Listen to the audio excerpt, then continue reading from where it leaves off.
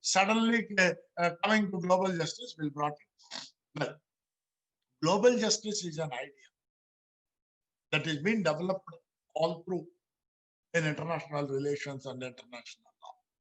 But it was Aristotle who brought three important types of justice. One is distributive justice. The second is commutative justice. The third is corrective justice. The first perspective of distributive justice deals with the distribution of resources. The second commutative justice deals with the agreements between people and social contracts. And the third one deals with how to resolve the conflicts and forgiveness. These are the three concepts which have been central and centric to law and justice system. Well, we immediately say Aristotle, the great scholar, he has written, oh, great political scientist, so we clap. But what I told, all these three concepts were nurtured in the Eastern, particularly in the Indian perspective, Indian literature, right from Vedic period. Unfortunately, we are fools, we are not using our own language, our own literature. Today, in India, we have so many issues which can be addressed by using our own ancient texts. Kashmir to Kanyakumari, we have number of languages, we have number of texts, but we are not reading. Even Tirukkural, if we take, the Tirukkural has advocated global justice only. We have to read it. We don't read. We use Tirukkural in a political dimension or some other dimension. We don't use sociological dimension. What is the problem? All our texts we use in political perspective to kindle others and to get benefit to be in political seats of power than for the social justice concept. I am linking because global justice today of late started thinking with social justice. We are lucky. Social justice concept is imbibed in India right from Vedic periods. And that concept, thanks to the chairman of the drafting committee, Bharat Ratna, Dr. Baba Sahib Ambedkar, brought it to the concept in the preamble itself, the concept of social justice. He brought it in the concept of social justice. If you look into Yuan McBride, UN and social justice, a new paradigm has been developed by UN in the last 5-6 years. It is a part of global justice. Because global justice, from the beginning when it started advocating, started linking into various perspectives, one scholar started saying that it is the Machiavellian practice that led for the development of social justice as an extension of political ramifications and political philosophical connotations. Well, all that said and right, global justice is a utopian concept. That is what scholars now say is a utopian concept, but nothing is utopian in this. Unfortunately, many books, many works, many papers, if you browse in Google, you will get millions of books and papers on global justice. All are intricately interwoven with all the theoretized, stigmatized international relations perspective, without allowing the student to understand what it is. That simplistic fashion, thanks that my bookmark though postponed, now I can write in a simplistic manner to make the student to understand, the reader to understand what is global justice is. It is more stigmatized as a philosophical concept than a legal concept. But thanks to John Rawls, the great professor of philosophy, Because law is such a beautiful subject that most of the perspectives of law have been developed not by law professors, but by professors of other subjects. Only in India we have the nomenclature, until you start, you have a law degree, you can't teach law. Unfortunate. Law has to be seen from different dimensions.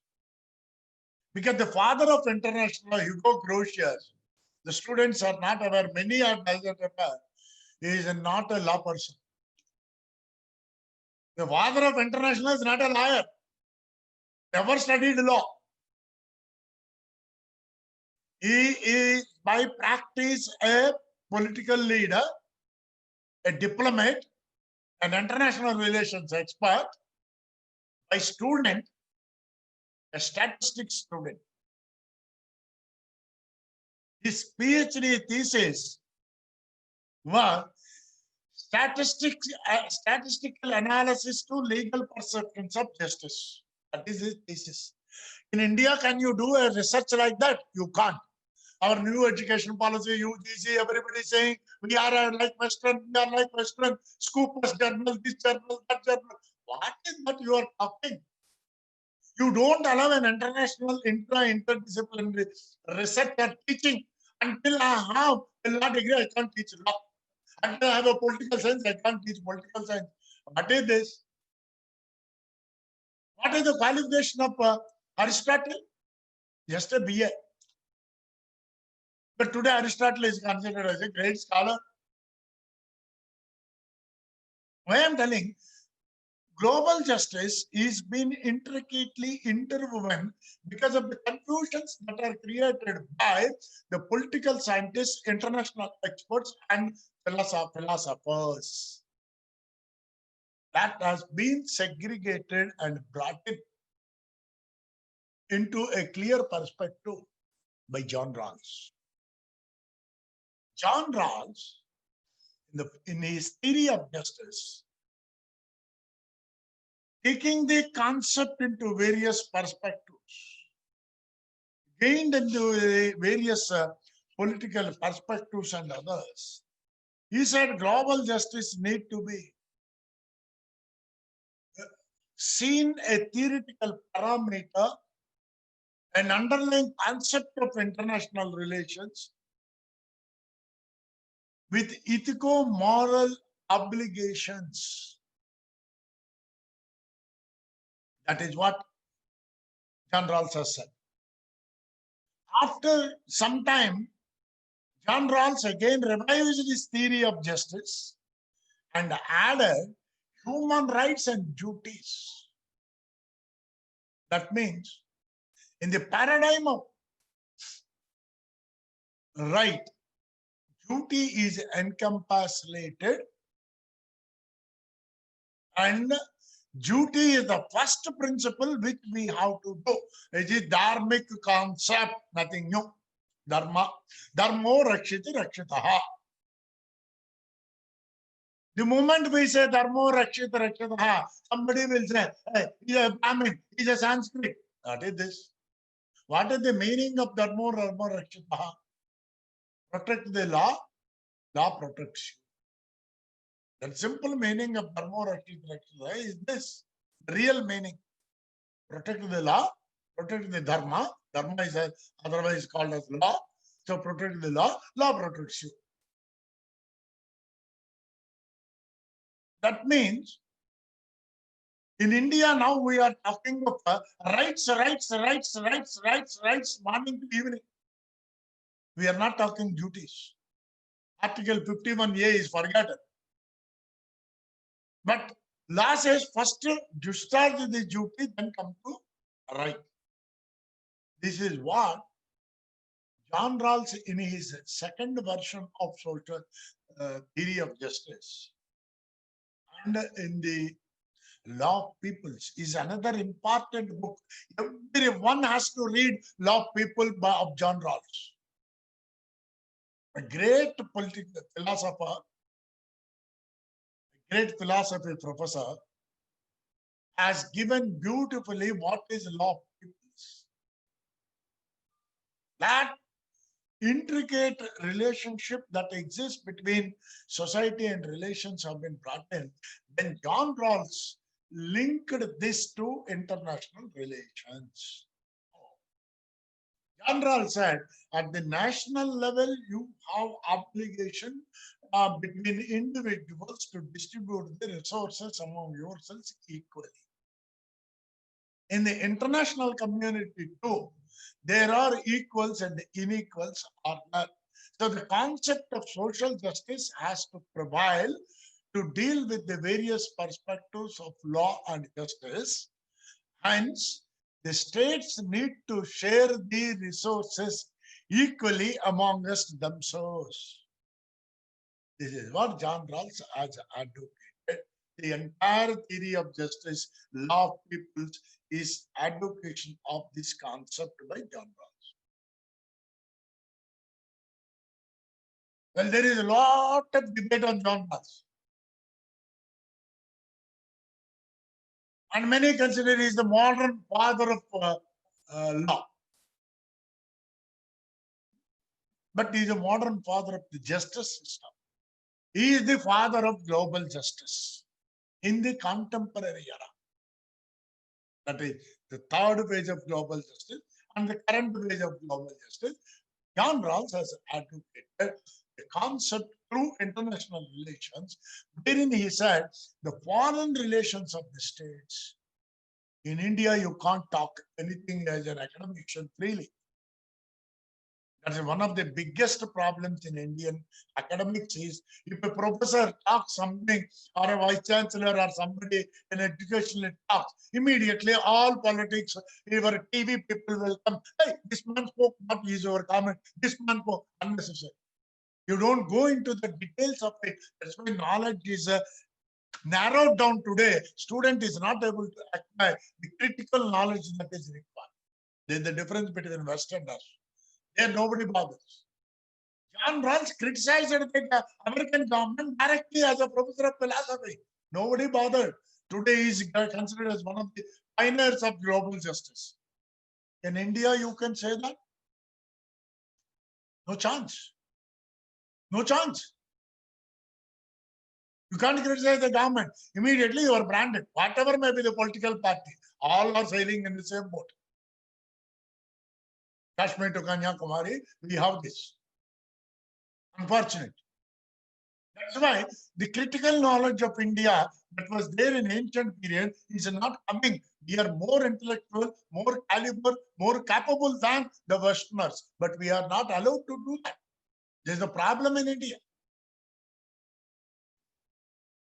When we have this type of perceptions, then John Rawls' perception has brought in the various issues, which I tell you, Professor Shepcott has defined global justice as what I told you. I'll just give you, you can write it, SHAPCOTT, Shepcott, Professor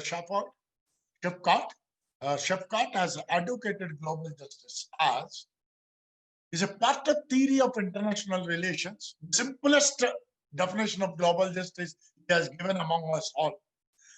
Global justice is a part of theory of international relations, focusing attention on ethico-moral obligations, focusing on ethico-moral obligations of global reach, towards the global poor. This is what global justice is. Or that means the same is there in our own constitution through the prism of social justice. Share the resources equally. This concept of global justice has opened because, as I told you, John Rawls, again, Rawls only has to be discussed because he's the pioneer of this concept. Rawls has said, state is a basic structure of society.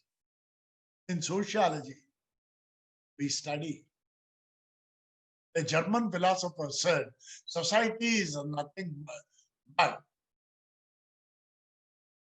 a collection of a forest, wherein a tree is the beauty of a forest, individual is the pillar for the society. A German philosopher said long, long, long ago in Russia. And this is what anthropology has said it. If we look in, because so many subjects are linked with global justice, with the theory of Homo sapiens. From there, we need to. Then origin of species of Darwin. All this has continuously advocated this so-called prism of law and justice with equalization that John Rawls has segregated and put it that society is nothing but a structure of a state in which the perspectives that are advocated at the national level should be brought in at the international realm in order to make justice as the primary subject of international relations, for which international law is the instrument. Why international law is, our international relations have not been grown in India in spite of great international or ancient sage that we have in international relations. Arthashastra, Kautilya's Arthashastra. Indian Machiavelli, it is they call. But Machiavelli should be called as Indian Kautilya. Machiavelli should not be called compared with Kautilya. Kautilya should be compared with Machiavelli. Other way around, which we don't do that. So this means what John Rawls has advocated. The economic arrangement between the nation states, global resources should be shared equally to wipe out the tears of every citizen in the world. That means tap your resources into one particular perspective, make all the resources as one, and then share equally. In this order, we have seen many things like socialism, Fabianism, collectivism, communism. A lot of isms have come, but no ism has a get to beat socialism. That is where, because all these isms are linked with the concept of morals and ethics and with the law and justice. This is the link. This link was told by Hugo Grotius. That's why he became the father of international law. He said in international relations, law and justice is the root. So international relations can be stabilized only if law and justice are linked. So international law should be brought in. He became the father of international law. Beyond that, Grotius has not said anything new.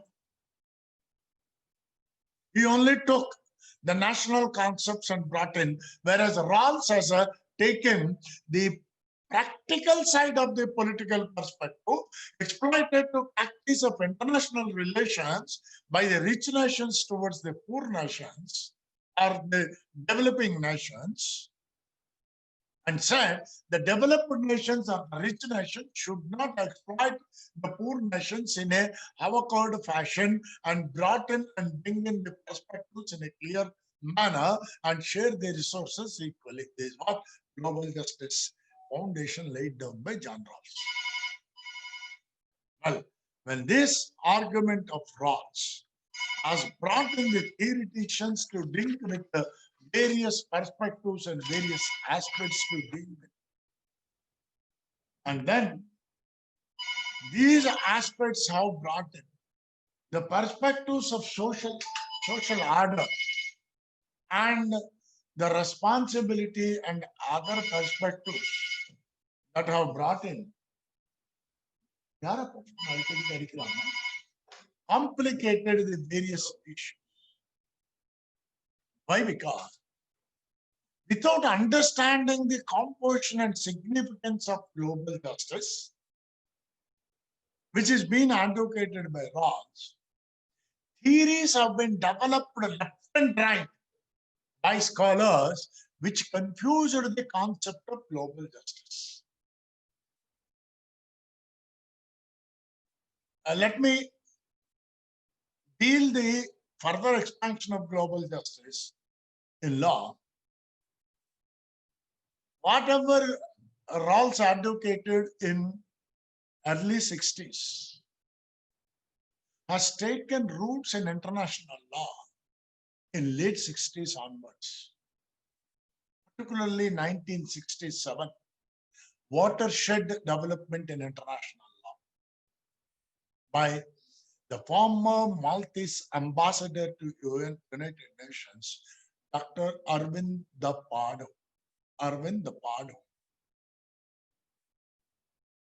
In his concept of common heritage of mankind, advocated in the General Assembly session in 1967, led for further development of global justice in international.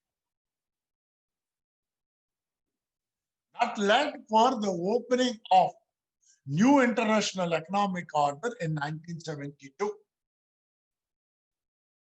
followed by the General Assembly's Charter on Economic and Rights and Duties of the States in 1974.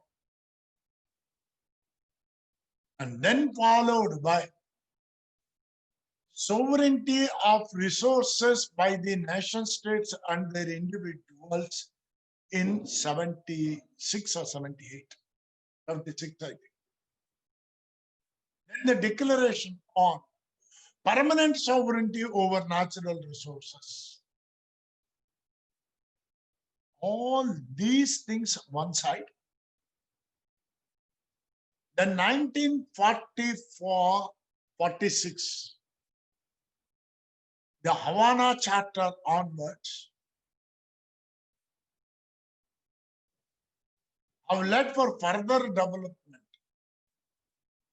in the trading relations that started through the Bretton Woods Conference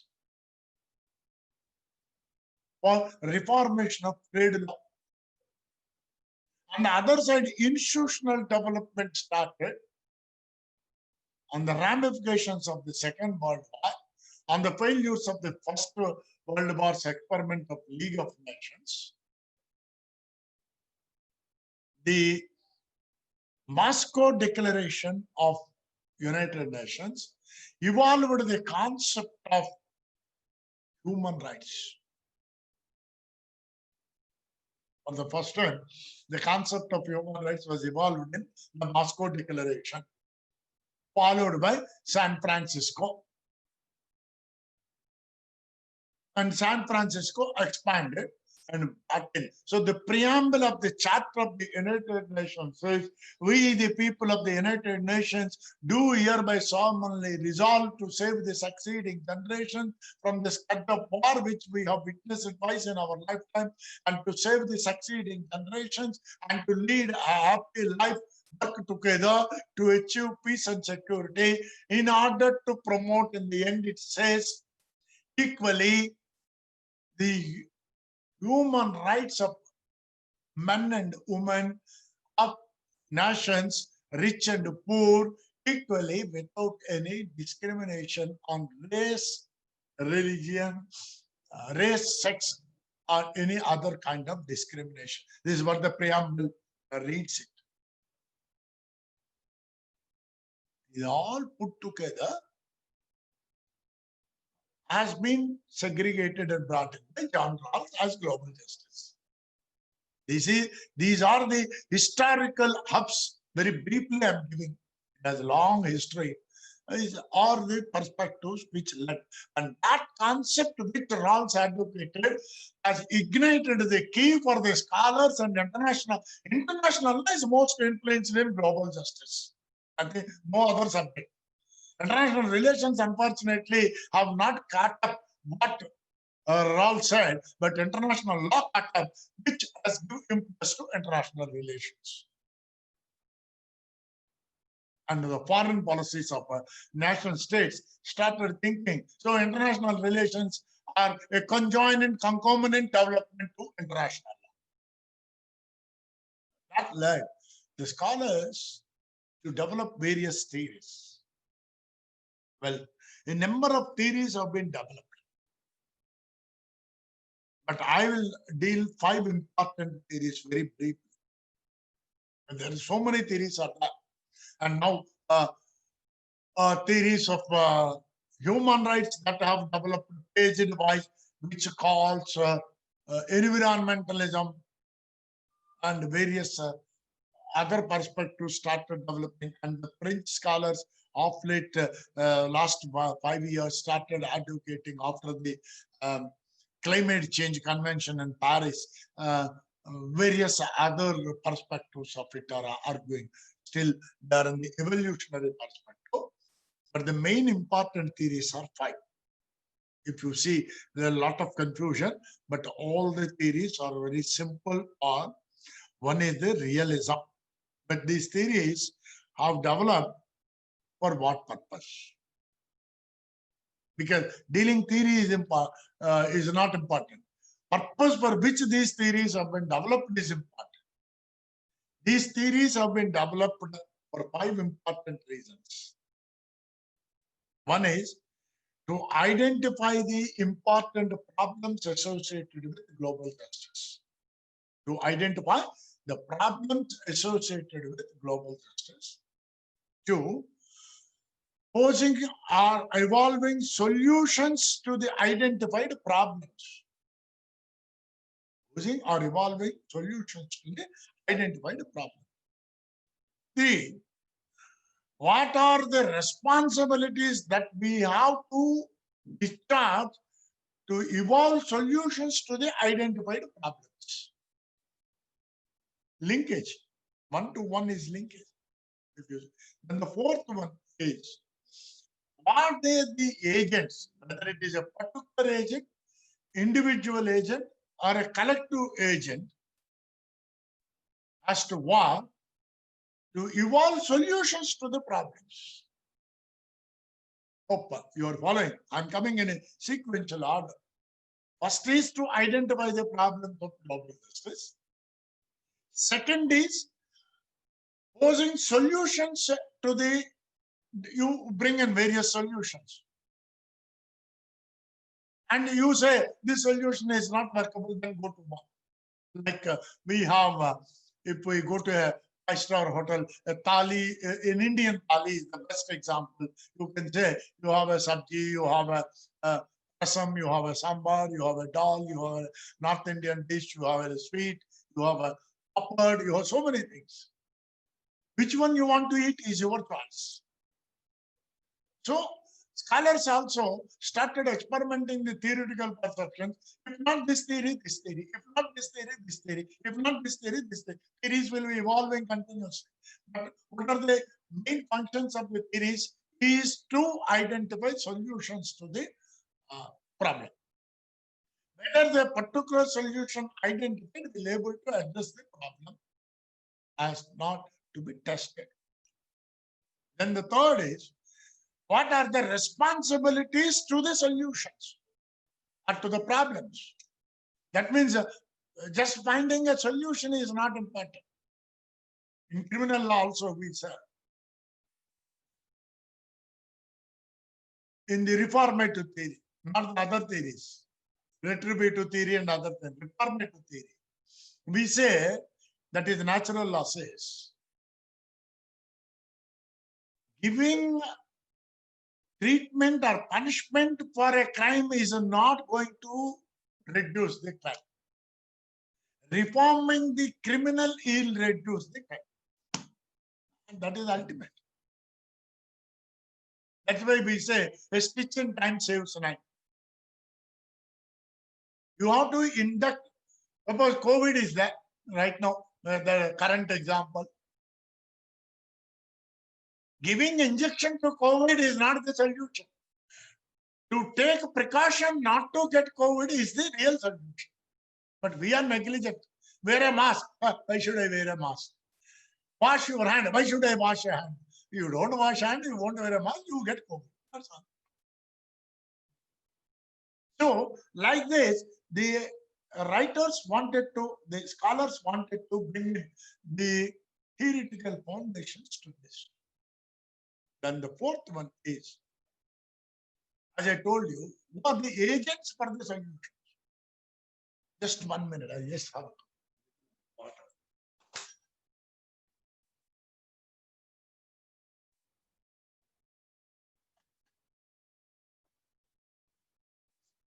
Sorry. Agents. Who are the agents? Individual, regional level, societal level, or international level. These are the agents to be identified to see that the problems that have been addressed or the problems that have been identified, solutions that have worked out, whether to match them properly or not, the agents have to take care. Then the further thing is the legalistic perspective, the normative perspective, where law and justice, which are the most controversial ethico-philosophical perspectives, have to be brought in and to be dealt in what we deal with respect to concepts of global justice. These are the 5 reasons for which theories have been involved. Hope you are clear now. No book gives you all this. No book I've seen. After a lot of research, then I found, okay, the reasons for the theory should be identified, otherwise we cannot. There's a lot of confusion among the theories. The Oxford school says something, the Cambridge school says something, Harvard school says something, all schools. Only Stanford is a very pakka clear perspective that it has provided. Or all this logical reasoning is considered. So, accordingly, the theories are the first theory in the realism. It is a more descriptive theory than a prescriptive theory. It describes the various perspectives than giving a prescription to the problem. So this theory works, this theory discusses more how the world should be and what perspectives of the functioning of various organs in the world. And from anarchy to democracy, what are the different phases that we have brought in and how we have developed. Particularly Hobbes, Morganto, 2 main scholars, have developed this theory that state comes into existence as a natural phenomena. And the conflicts in society, why conflicts come in society? Because of human wants. Otherwise, there is no conflict in the society, either at the national level, or at the local level, or at the regional level, or at the international level. It is your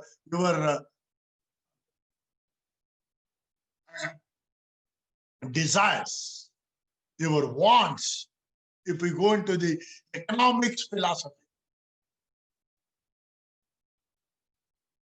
then the desires and wants only create conflicts.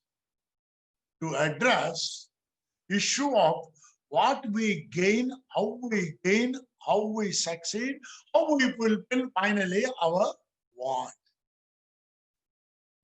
This is the root cause for realism. And we know why I said in the beginning, Gita, now I'm giving the linkage here. Gita says you should be wantless.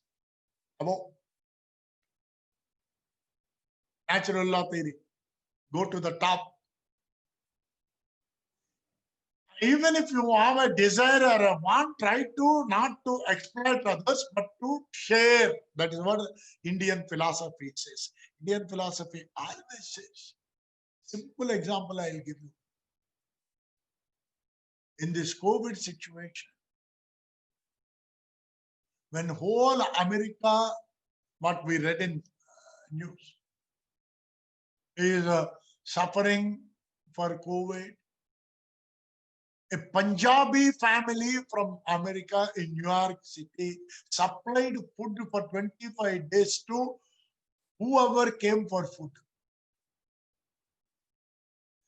This is inculcated in all Indians. We have this dharma. And we don't practice this within the country. That is the problem. When we go outside, we practice. When we are in India, we don't practice. Why? All governments, compared to Western countries in India,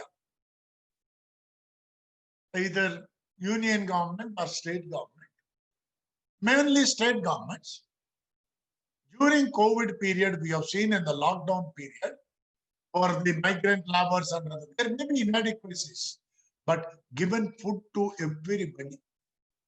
At least I have seen with my own eyes in my own university, which was conducted as a shelter for migrant labor, COVID shelter at the university. I have seen the government of Tamil Nadu has given free food. These TV channels press exaggerate unnecessarily, and everybody passes comment. I don't say they have given excellent food, 5-star hotel food. 200 grams of rice, good dal, one sabji, one packet of rasam, and one packet of buttermilk. Is that not sufficient for us? Morning 2 idli, 2 vada with chutney, sambar, supplied all these days. Some people, you may be hungry because all will not be sufficient with that. You are not given good food, I throw into canals. I asked them, why do you throw? Somebody else will eat. Newspaper silent. Nasty food is given, proper food is not given. What else you can? Are we going to eat more than this at home? One fellow asked, I'm not supplied chicken and mutton. Here from the government will get everything for you. This is the reality.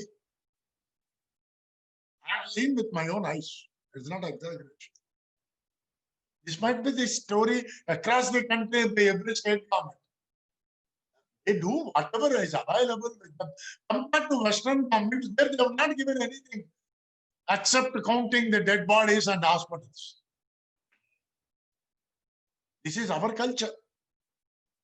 We should be proud of our culture. But today, TV channels are this. Reality is not coming. Please stop the wrong spreading by WhatsApp and others. I would like to remind, because one of the threats to global justice, that is what the realist scholars argue always, is the spread of lies and non-realization of wants, exposing the non-realization wants and the cost of realization wants will destabilize. As Morganto said long back, not me telling, or Hobbes said long back. That's why we have the famous saying by another great political philosopher. Man born free, but he is changed everywhere. Why? Man born free, but he is changed everywhere till to death. Even in death, he is in chains. Because in the COVID situation, if you are a COVID patient, you are not allowed to be buried as you like. Government only will bury you. You are in chains. This is the society we have developed. These are the agents which need to be examined. This is what realism theory advocates. I said it in a very understandable, simple manner, without using the jargonic textbook language of the theoretical perspective, wherein they say NGOs and others can come. Second theory, contradicting to realism, is particularism. This particularism is a theory that deals with the attention on rights and duties. It deals on the rights and duties not internationally, but it deals in the rights and duties on the particular community that exists in a particular spectrum. And in that spectrum, they say communitarianism, nationalism is imbibed in which cultural perspective of the society, that is scientific development, is required. That means all resources in the society, that is in the whole world, should be globally shared equally. That is justice perspective of globalization. So they say the issue of self-determination, intervention, and other principles are also part of this theory. So more of international law is imbibed in particularism in the global justice concept. Then the third theory is social contractarianism. Social contractarianism. In this theory is direct link is to John Rawls. These theoreticians who have developed this theory, basing on, as I told you, the theory of justice and the law of people of John Rawls. So they say all should be governed with common perception without any linkage of boundaries. The rich should sacrifice to the poor, which is the dispute in the whole world. This is the third theory. So the Rawlsian view, the followers of John Rawls, advocated that the ideological tenets of human rights, this theory has developed on an ideological perspective, not on a sociological perspective, on the basis of human rights and duties. So if you link it, that means somewhere the chain of link of Rawls is missed in this theory. Rawls has advocated not an ideology. Rawls has advocated, of course, Rawls is also an idealist in a way. He has advocated idealism, but his idealism is something matched with, to some extent, to the practical perspective of realization of duties. This is the concept which Rawlsian perspective has advocated. And on the basis of this, the global justice concept of social contractism, this is from the socialism, as brought down to contractual perspective of socialism, and socialism put together as brought in as social contractism, that is morals, ethics, values. These are the three important ingredients of philosophy brought into linked with cultural perspective, that is socio-scientific technological developments has to be taken, and all science, technology, everything has to be brought in, which I briefly touched, the developments that took place in international law between 60s to 90s. This is the linkage that has been brought in under the concept of global justice. Then the next concept that comes is cosmopolitanism. There is another theory. There is a hybrid theory. And many people think that cosmopolitanism is a very new theory. It has been advocated by scholars in Britain, particularly the Europeans. Eurocentric British scholars have developed this theory. But This theory mostly people think on the basis of H.L. Art's concept of law, in contrast to John Rawls. But this theory is not a new theory. This theory is imbibed, if we go into the depth of the theory, it developed on the ancient Greek philosophy. It involves ancient Greek philosophy that all humans are members of the same community and have universal responsibility to share their rights and obligations. Common brotherhood. So if we go into the roots of this theory, it is much older than the ancient Greek philosophy, Sarvamana Saubhratattva in ancient India. This is global justice. This is cosmopolitan. If you see cosmopolitanism in global justice era, books are there. If you understand it, you can understand anything. They talk whatever contradictory perspectives, this, that. There are 3 books on there, cosmopolitanism and global justice. When we link into these perspectives of these theories, the next theory is utilitarianism, Jeremy Bentham. Nothing is new. So the Bentham's theory and further expanded by John Stuart Mill. So this theory, the utilitarianist advocate. In law, we say Ronald Dworkin and other, the concept of social engineering and other perspectives we advocate. So the social engineering perspective advocated in late 60s. The American sociologists and American legal scholars are confronting with this.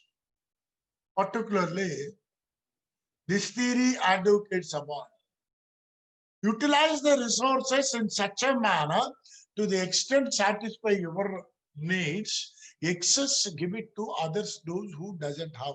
Again, Indian philosophy.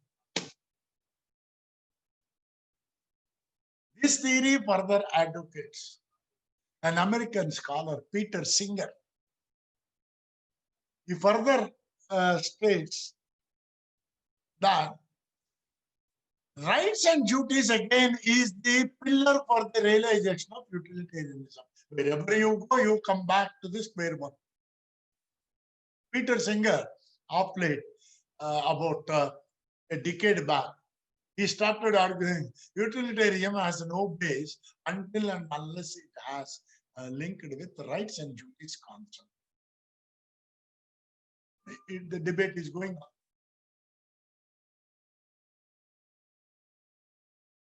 And then here I say, increasing perspective of tolerance,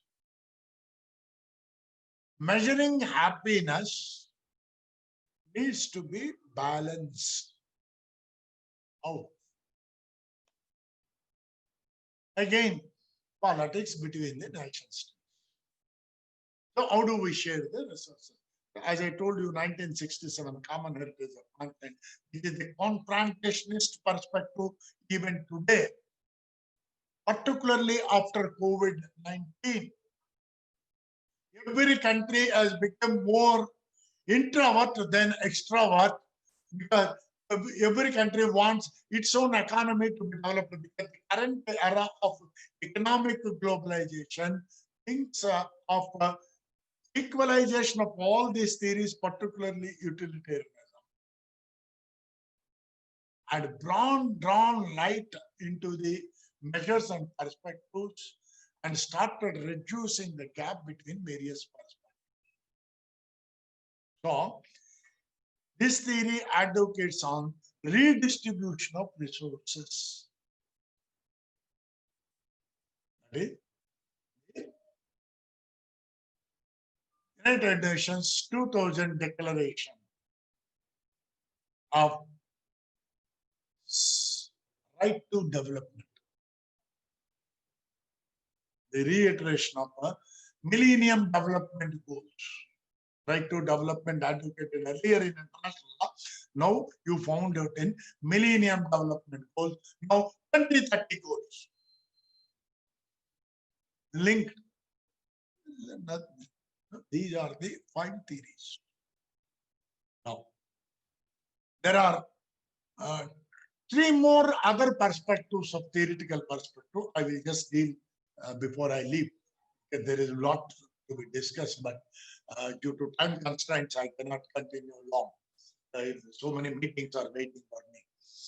The other thing is human. If we look at cosmopolitanism from the human rights angle, it deals with the economic, social, cultural rights only, not your political rights.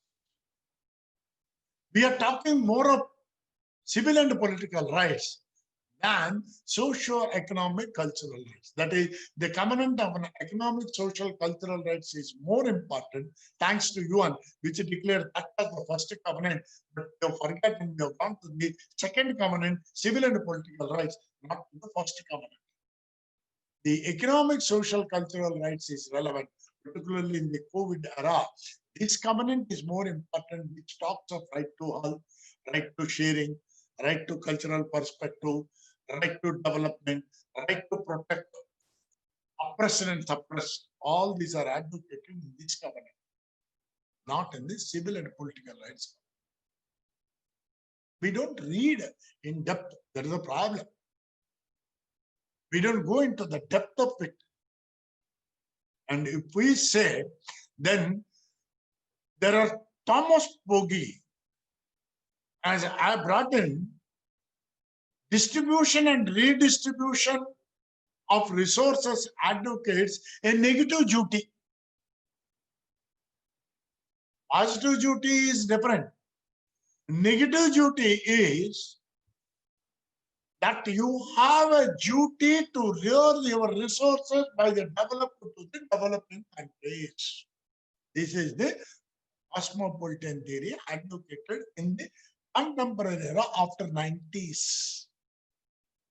I want to link it because scholars stop with the 5 theories, but the expansion of jurisprudence as a contours of global justice, that is what the title given by Parivalan. I accepted it because it's contours, it's continuous, changing dimensions. When problems and perspectives are too many, that needs another 2-3 hours lecture. Only contours I am discussing. Contoural perspective leads to problematic perspective. So this led to another important perspective is the nationalist theory. This many scholars doesn't discuss. They stop with the 5 theories. With the 5 theories, they stop it. The nationalist theory is another one. Nationalist theory is again another important theory which deals with distributive justice. All leads to one by one. If you see, now you will understand the beginning what I have given the ancient Indian philosophical perspective is seen everywhere. It goes to distributive justice. Because in India we have the conceptual philosophy of Parmo Dharmaha. Manudharma advocates, if we look at. Many consider Manu is anti-woman scholar. That's another debatable issue, but we have not read Manu fully. Manu was never advocated against women. He might have advocated certain principles that may be at that point of time suitable. But the problem what we do in India is a theory that has been advocated centuries back. We link it to the modern perspective, which is wrong. Because it might have been advocated thinking that time of society's prevalent system, which needs to be taken the good out of it and to apply. Because in one particular stage, Manu said, if a country has to prosper, the dharma has to be adopted. The Rutu, that is the 4 seasons, Grishma, Varsh, Sharad, also the 6 Rutus, will be flourish only the place where, or the land where women are respected. This is what said by Manu. Then how Manu is anti-woman? He said, where women are respected only, the country will flourish. This is what Manu said. We don't read the proper text. Somewhere in the latter part of his work, he's referred this. Why I'm saying, when we come to nationalistic theory, the distribution of global justice perspectives that come in become shrinking in respect to various perspectives, particularly after COVID-19. The utilitarianism theory, because I'm giving the practical perspective of global justice in the modern, most latest perspective, which no author might have authored till now, as not authored, not now might, not authored. Nations are shrinking again after the COVID-19. The reality, again, we need a re-reformation of global justice. We need to come into re-reformative phase of global justice. Because if we see America, now the president of America has imposed all restrictions on travel, this, that, jobs only for Americans and others. So where is the sharing of resources issue comes in.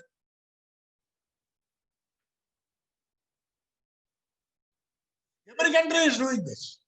Let us not blame America alone, but America is the main target because the global justice theory, mainly advocated by John Rawls in America, has spread to all over the world, but not in America. The American foreign policy is not liberalized the extent to which John Rawls advocated. The American philosophers, political scientists, international experts criticize Rawls and say Rawlsianism is nothing but utopian concept. But the whole world considers Rawls' concept is the practical utilitarian perspective. It is not, I'm not talking Rawls is degraded in America. He is degraded only by the foreign policy makers, not by others. Because Rawls' target is foreign policy makers, not others. And that is been neglected. That is been not taken into consideration. So, the nationalist theory advocates the perception of reciprocity, which John Rawls had advocated in Law of Peoples. Until we study theory of justice and law of people, we can't understand global justice. Reciprocity between rich and poor. If we link it, these perspectives to germinate the egalitarian commitments that have been made by the member states within a state and the collective authority. Well, the perceptionist of nationalism, shared governance, advocated by another scholar, Thomas Nagel. So Thomas Nagel, he advocates that resources may be distributed well to the last person to be reached outside the nation, common heritage of mankind. This cannot work because America, right from 67 to till date, is completely anti-common heritage of mankind, whether it is Democrats or Republicans, whomsoever it may. No difference. Unique stand. Democrats a little bit liberal, Republicans are conservative more for this theory. We have seen Ronald Reagan's 8 years regime. Now we are seeing Donald Trump's regime. Republicans, whenever they come to power, they are more stringent. They're not liberal. All Republican Party bent itself is like this. We have the freedom to argue American philosophy like this, but Indian political philosophy, we have no freedom to argue. If you say a particular party, they will immediately say, you are criticizing, praising. No, but that is the truth. The truth is, American Democrats are liberal. American conservatives are Republicans. Whoever Republican president comes, if not Donald Trump, somebody else. We are seeing right from the beginning the Republican perspective. Yesterday, in the speech also, Donald Trump started comparing himself with Abraham Lincoln, a Democrat, that I am more democratic. Not democratic, your liberalistic perspective is not showing any kind of yielding towards capitalism. That means we are going the Das Capital perspective of various issues that are. So these are the perspectives which needs to be examined. Then this is the universalistic perspective. When you come to regional perspective, Hari, can I speak few more minutes? Yes, please. Yes, please. Yes, please. Hope students, you are happy because what I'm giving, because I'm giving in a layman's perspective, not going into the real theoretical perspective. Yes, please. Sir. Yes, sir. Yes, sir. Yes, sir. Yes, sir. So the regionalism, the regionalistic perspective of globalization. This is universal perspective so far what we did. The regional perspective, because the Charter of the United Nations under Chapter 8, Article 52 to 54 introduced the regional concept. So we have a number of regional blocks, Asia, Africa, Afro-Asian, we have so many blocks. Southeast Asian, Asian, so we have so many regional blocks. So now the contemporary perspective, or if we look into the strict UN Charter perspective, which many doesn't advocate. Some scholars advocate, but they advocate in a lighter vein than in-depth perspective. That is the advantage for global justice. One should be a student of international law can easily appreciate. I've not gone into the economic perspective, trade perspective. That is still a longer way to rope it. It has a different dimensions to be dealt with. Different. Yaar, calls upon. It continues. Different dimensions to be dealt with. Different dimensions to be dealt with. So when we deal these different dimensions to them, sharing of resources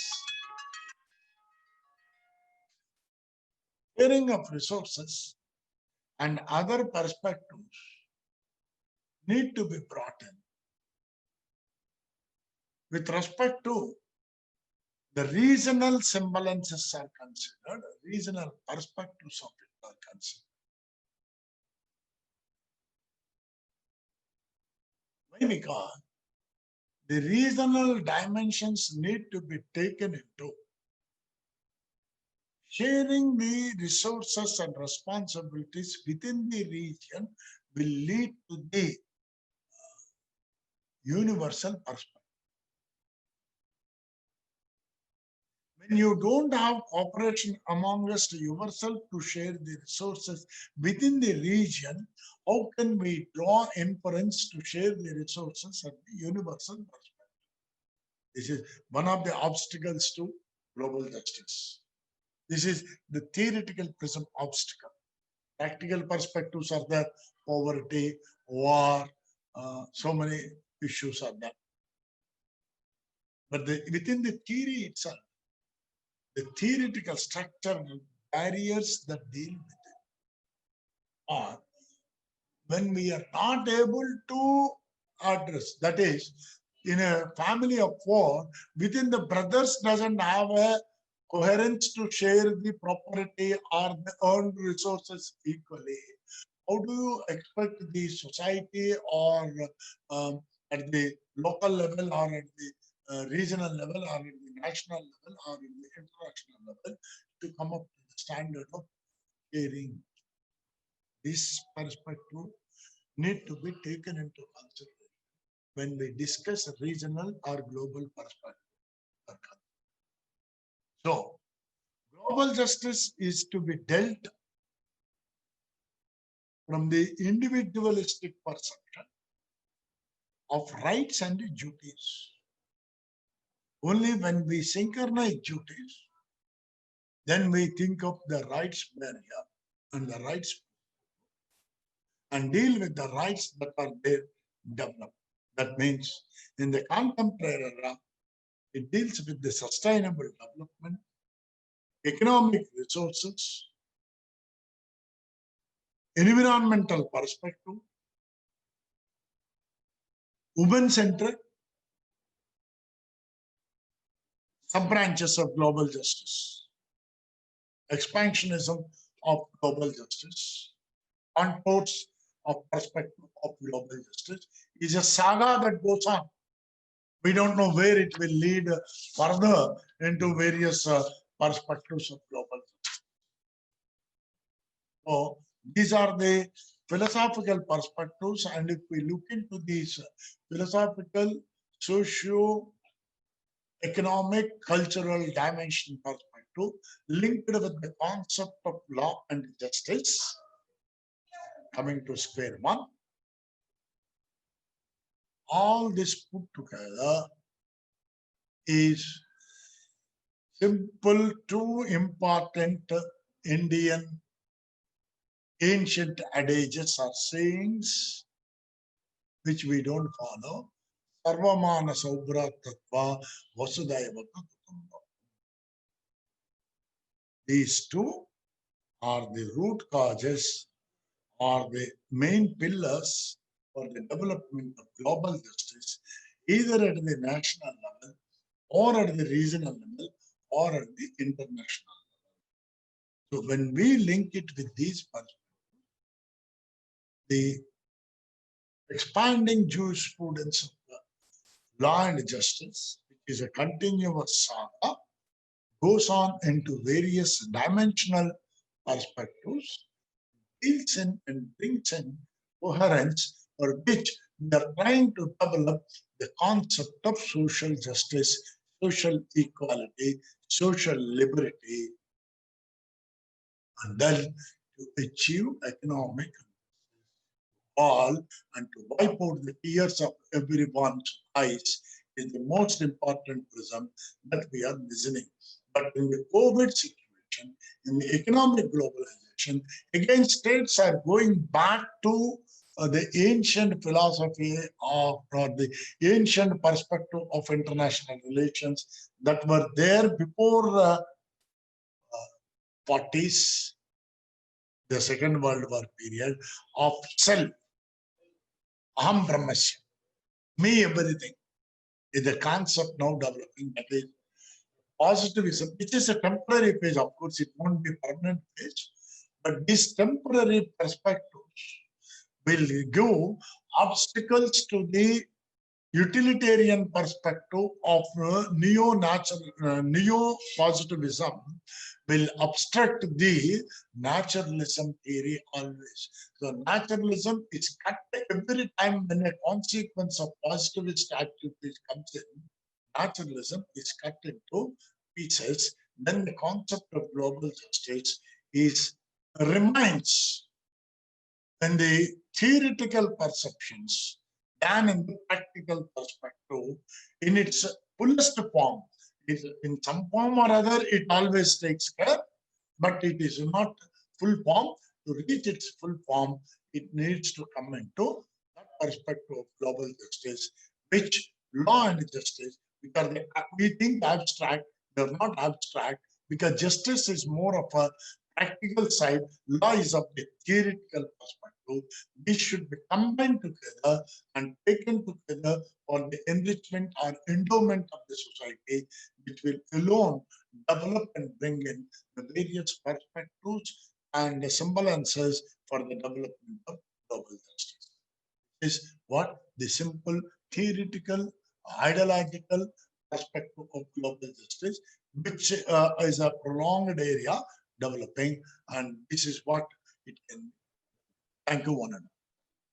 Thank you, Professor, for this spectacular, concise, comprehensive presentation on the contours of law and justice in a global justice perspective. Very comprehensive. You touched a range of issues.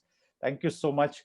We earnestly urge you to, take one or two questions from students. Are very eager. Kindly just allocate few minutes. I would like to invite now Anisha. Brief one or two questions or clarifications anybody has. Yeah, quickly. Yes. Sir, this is Ayush. Yes, please. Yeah, introduce yourself and yes, start the thing. Yes. Yeah. Good afternoon, sir. This is Ayush Gupta. Sir, my question is with respect to. Hello, sir. Am I audible? Yes, you are audible. Go ahead. Yeah. So my question is with respect to the Dharma Shastra, which you mentioned, and you also mentioned about the importance of duties over rights.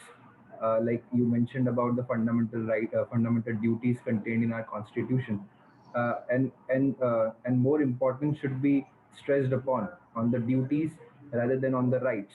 So, sir, what should be the ideal situation where can we expect the subjects or the people to follow duties or to participate in making duties paramount, or should we expect the state first to demonstrate effective duty, uh, and then maybe followed by the subjects who are who will see their leader, who will What is see your their state. question? What is your question? So my Make it question a is, question. Don't make a statement. my question is, what should be the ideal state of affairs? Should the subjects expect the state to be dutiful first, and then the duty Okay, I should got be? your question. Yes. The ideal state, as I told you already, I think if you followed the entire lecture of the 1.5 hours, there should be ideal human being. Very simple answer. If you have ideal human being, then only the ideal state will be there. That means the human mind, the human person should be more duty conscious than right concept perspective. If you are more self-centric, then the concept of global justice or justice per se cannot be realized. That's what I'm telling. We are more self-centered. We are not duty-based. We are rights-based. We cannot achieve justice to the extent. So simple answer, one word answer for your question is that, are you, just think of it. Thank you, sir. Yeah. Anybody else who has any other question or clarification? Sir, Yeah. sir, this is Parvati. Sir, I just want your opinion on this. What do you think the world is moving to, whether it's regionalism, nationalism, or simply globalizing world really? Because we have different theories coming up. Sir, you have yourself said that regional cooperation is a way towards globalizing and global justice. But on the other side, we have theories coming up where we say that it would reduce to be, the world will reduce to nationalism. So, what is your perspective on it? It's not anybody's perspective. See, it's a very important question, actually. It's a very excellent question you have put it. The problem is, in the progressive era, when we go into the details, you have followed the entire lecture. We started in the ancient adage again, Sarvamana Saubhratatva or Vasudhaiva Kutumbakam. If we are the main aim of the Indian philosophy or international law per se, the concept of international law was very clearly explained by the former defeated American president Mendel Wilke. Many people doesn't know. Mendel Wilke in 1920s, the former defeated president of America, was because we only consider Americans and Republicans. We don't consider other candidates. There will be innumerable number of candidates contesting in America for the presidential election. So the former defeated president of Mendel Wilke in 20s made it very clear that the aim of international is nothing but one world.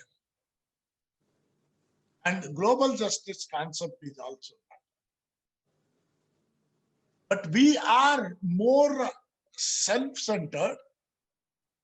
We are not duty-based towards the society. And as I told you, the other theories that have been developed, particularly the theory of positivism, cosmopolitanism. The cosmopolitanism has brought in subtle intricacies of John Rawls into it, but still the Rawlsian perspective has not been brought in. And we are not ready to share. That's why I've given the most practical example, the current example is the COVID-19 situation. We are thinking of going back, closing the borders, economies, everything, just for a virus. Instead of attacking the virus, we are attacking ourselves. When we deal like this, then the question of universalism, utilitarianism will take the back seat.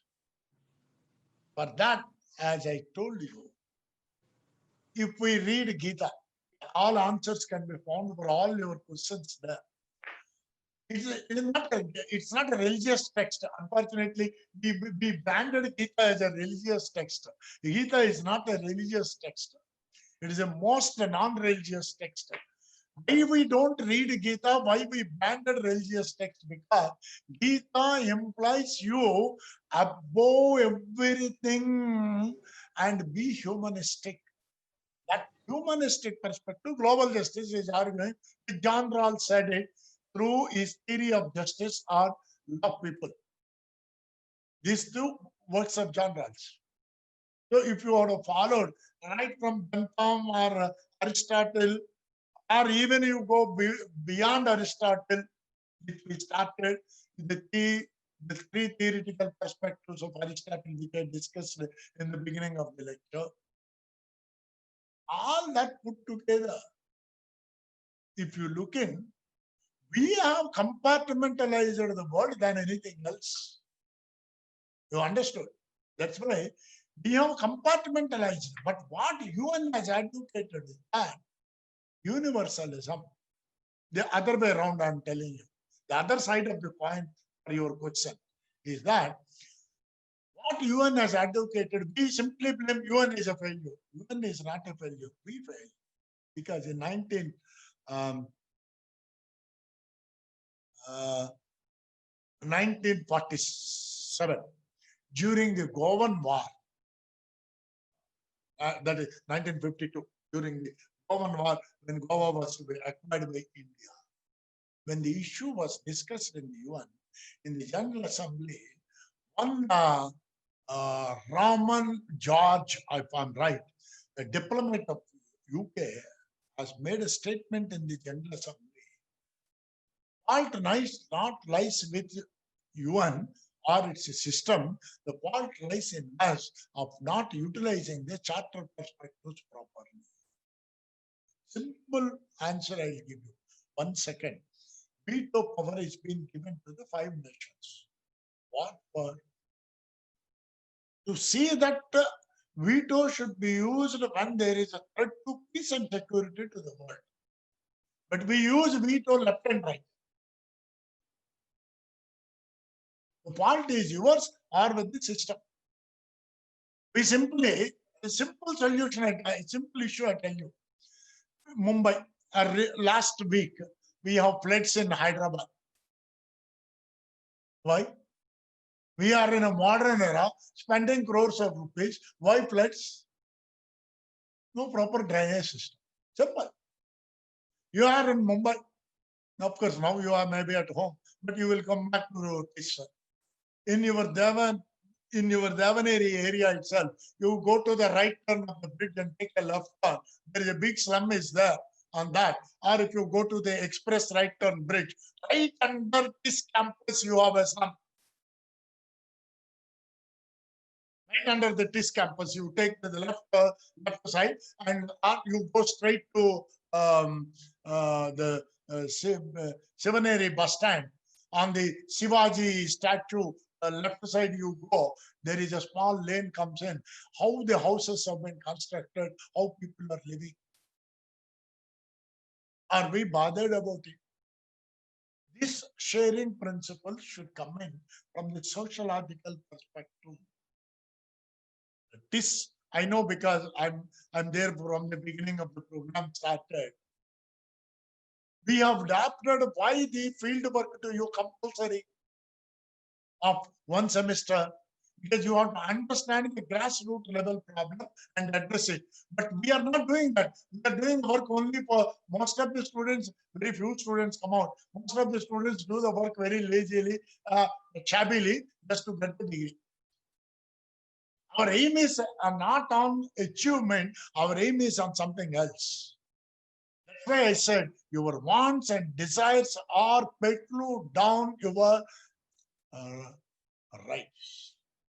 That is the only answer can be. Hope you are satisfied with my answer.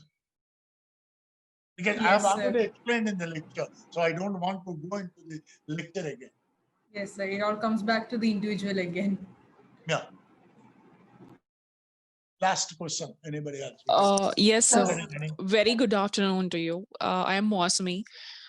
Sir, as you talked about Bhagavad Gita and all, I still remember the days like in this year only, in the month of April, a senator from USA, she was talking about to cope up with this time, we should read Bhagavad Gita. So my question is to you, like we are a professional lawyers, will be. So how is it going to help in the profession to the lawyers if we'll read Bhagavad Gita and all?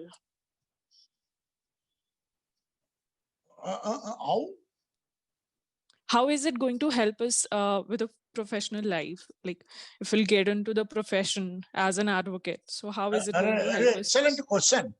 If you would have followed the entire lecture, it is useful for the profession. Because a lawyer's main duty or a court's main duty is to see that the justice is to be done, not only seems to be done, or justice has to be done. So the globalization perspective, sharing of resources and everything, if you link it with the theoretical perspective as opened by the Honorable Supreme Court of India with Maneka Gandhi, or before Maneka Gandhi, the case from Tamil Nadu, the former Chief Secretary of Tamil Nadu, just before Maneka, 6 months before Maneka Gandhi. I've forgotten, it's a very famous name. The concept of justice, as written by Justice Bhagwati, or if you still look at the first magnanimous magnum opera case of which one? What are the first magnum opera case on the justice perception in India?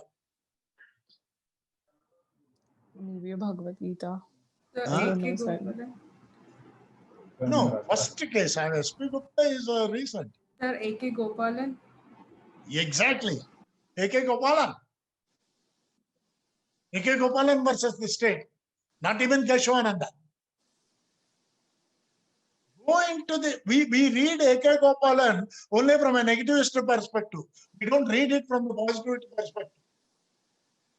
We read A.K. Gopalan in depth. The perspectives of justice have been advocated very clearly. In fact, we law students in India, we don't study. Our law teachers are also responsible for spoiling legal profession and legal education in India. I bluntly say, all the law teachers are responsible, without exception. Our seniors, our juniors, and we. We are not teaching to the student what he has to study, except teaching the act and amendment of the judgment of the court. Justice Vivin Bose, a bright judge. We don't read like America. America, why it developed? Because there the law professors will study each judge. We don't study in India each judge. We always read constitution, center-state relations, this commission, that commission. We don't read beyond this. Justice Vivin Bose, if you see, in all his judgments, certainly advocated the humanistic perspective, which you have advocated. And for your question, you have to read the book written by the Bar Council of Supreme Court of India, Justice O. Chinnappa Reddy. Justice O. Chinnappa Reddy, a humanist. This book is a very popular book. Very few people might have read this book. Justice O. Chinnappa Reddy, a humanist. How you link it in profession? Because profession requires more, not only skill or winning the case, but humanism to link with the issues of law and justice that needs to be done. What needs to be done with the resource-based perspective, that what it has to be achieved. We have so many systems like reservation, this, that, to wipe out inequalities. Are they giving proper solution to the problems that are to be addressed? Where global justice exactly addresses the resource-based linkage with the problem orientation as advocated by the Supreme Court of India in a number of cases, expanding the tenets of Article 21, read together. The directive principles of state policy has to be taken into consideration. All global justice only has been precluded down. Your right to environmentalism or your corporate social responsibility or consumerism. These are all from the global justice only, have been brought into the regional and national perspective. Nothing, women's rights, women's movement, feminism, feministic perspective, everything has come only from that perspective of equalization. As I told you, globalism is not a new concept, or globalism is not a new concept. It's a very ancient concept. Unfortunately, we think it is all new. Globalization is not new, global justice is not new. They are imbibed in the ancient culture, particularly Eastern culture, especially the Indian culture, Kashmir to Kanyakumari. You read Sangam literature, or you read Vedic literature, or you read any literature, Dharmo Rakshita Rakshitaha, and equally protect the Raja Dharma. That's why I told you, read Justice Rama Joy's book. We don't read Rama Joyce at all. And that is why the law is imbibed. Raja Dharma. That means when you are doing as an advocate profession, you should, are a judge dealing with judgment, you should not look at the party, because nowadays in many countries, in many courts, you show the person, I give the judgment. That type of things are also happening. Maybe less, but that should not be. You show the problem, I show the justice. That should be the perspective for legal profession. You show the problem, I show the justice. That should be the perspective for legal profession. And global justice is definitely needed because it is today, it is a transnational world. It is not a closed, shrinking world. A day may come, definitely the borders which we have created temporarily, artificially, will wither away. And when these borders have come, only after 19th century, before that, no visa, no passport, no border. You can go anywhere. They all came only in end of 19th century and in the developed in 20th century. Before that, no. You can go anywhere freely. So more of a positivistic perspective, thanks to John Austin, has ruined the naturalistic perspective. And the day will come, we are slowly experimenting to bringing or revive the naturalism to go back to the ancient adage. Thank you so much, Professor. Sir, I have one question, sir. Can I? think there is May a, I? Quickly, last question. I don't have time because I have so many yeah, programs. let this be a brief last question then. Okay, go ahead. Sure, sir. Sir, you said Manu is not anti-woman, but I was hoping to get an explanation after that comment, sir, because correct me if I'm wrong, sir, but I vaguely remember these lines from Manu's text, which says, Half knowledge is dangerous. We have to read the books properly. As I told you, he might have advocated certain philosophies, certain aspects during the period of his time, which we compare with the modern, which we should not do. Because what we advocate today may be old after a century. So we have to take the contextual perspective. We should not take the contextual perspective. We should take the theoretical perspective. In India, we don't go into the subject. We go into silly questions. Then a professor has given, hey, he is right like that. That should be stopped first of all. Our knowledge sharing platform should develop. Because I have given one example. Oh, people go into that example and start, hey, that should not be. I said everybody criticizes Manu anti-woman, but Manu is all not 100% anti-woman. Certain restrictions, but he might have advocated may be wrong. I'm not saying he's great. Everybody, scholar means you should be critical. Certain means may be wrong, but the good in it, take it. Good in it, take it. So, what we advocate today, maybe after 200 years, they may found we are all wrong. We are all wrong. We think that I am great, as if you are going to live forever. Maximum 100 years we live. After that, we die. We are not realizing because the entire issue problem is when we bond, we are 6 feet. When we die, we need 6 feet. In between only, we have all issues. All go to the same burial, all come from the same womb of the mother. That's all. This is simplest way to tackle the issues. That is require global justice. Okay. Right. Thank you so much, Professor, for your time and the comprehensiveness you touched on the range of issues on contours of justice, law and justice.